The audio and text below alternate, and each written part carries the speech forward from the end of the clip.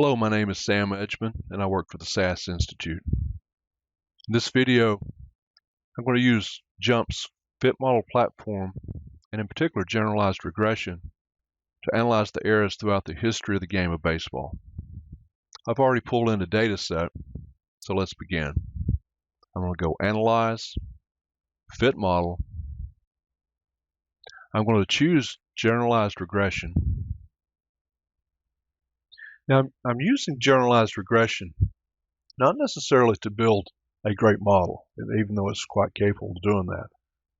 I want to use some of the variable selection techniques in generalized regression to actually help me understand when a change occurs in the average runs per game throughout the history of baseball.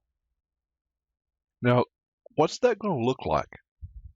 Now, I'm looking for that change in runs per game, and once I see it, that's how I'm going to differentiate one era from the previous one. So to do that, I want to build a model with runs per game as my target.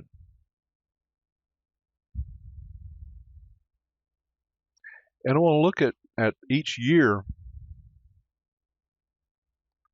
as my effects. Now, we run this and the model provides information back to us. The information will show up as one of these years, and that will mean the model has chosen it as a significant effect. So let's run this so we can see this in action. And you notice I'm using all the defaults in this case. So here's the output of this model. Now let me sort the parameter estimates so we can get a better look at really what I'm talking about here. You see that the effects that's been identified is identified by each year. So 1963, 88, 93, 2010, and so forth all have a story to tell. And analytically, generalized regression is screaming that out at us in this case.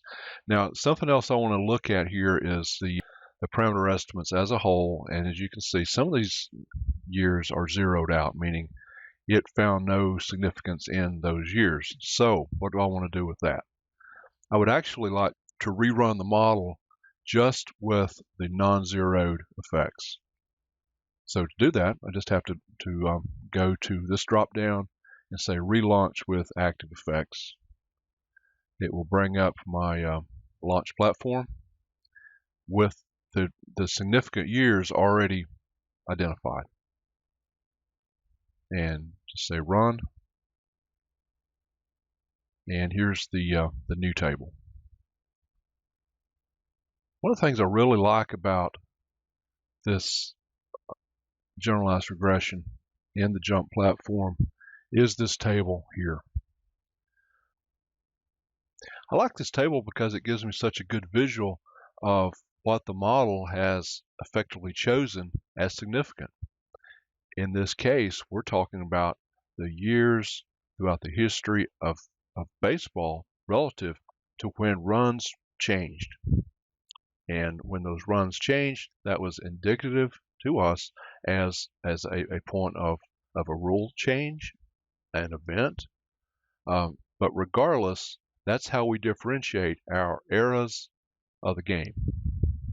Let's walk through just a few of these years as the model has identified it. Just click on the first one that it has selected, and this is 1920. So the model has decided that 1920 is very important. Run production changed that year, and the fact that this line is essentially running north of the axis tells me that runs went up. 1920 is seen as a transitional year from the dead ball era to the live ball era. The next year that the model picked out was 1993. There's a couple of things going on in 1993. There's a couple of new teams came into the league. That was the year the Marlins and the Devil Rays came in.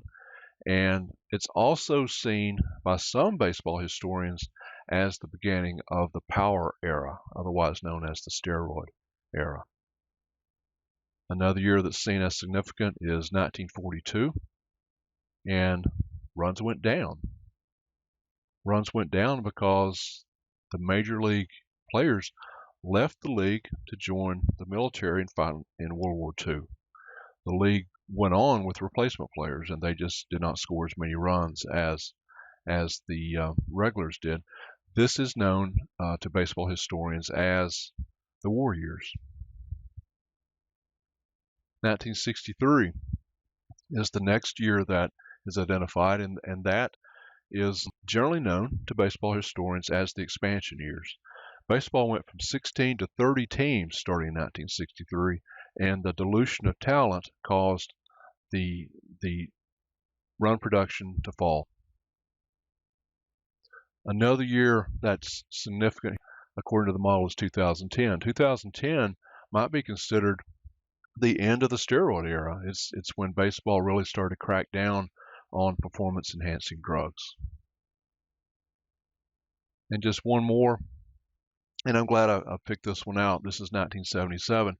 It's hardly on anyone's radar as an era or a significant period of time, but this model, if we went through and really investigated it in depth, all these little lines here, it's picking out every time baseball added teams.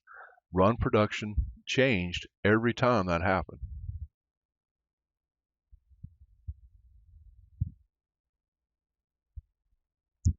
I clicked on this mass number here, and what I've seen jump out at me here as far as years that the runs went up is 1973, as you can see here. That was the year that the American League instituted the designated hitter. Other years that's highlighted here is 1969. That's when the pitcher's mound was actually lowered. It had been raised in 1968, giving pitchers a serious advantage, and run production went way down. 1987 was a year that baseball found itself using juiced baseballs. That was the term that was used during that time. But those baseballs just seemed to fly off the bat a little easier. Home runs went up, and runs went up as well. Year 73, that was the DH year.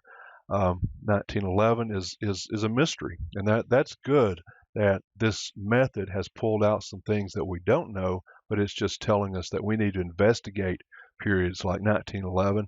Quite frankly, 1982. I don't remember what happened in 1982. I can't remember if some new teams came in the league or not. But that's the type of information that it can provide for us. This is Sam Edgman. I work at the SAS Institute, and I hope you've enjoyed this demonstration of JMP's fit model platform and generalized regression. Thank you.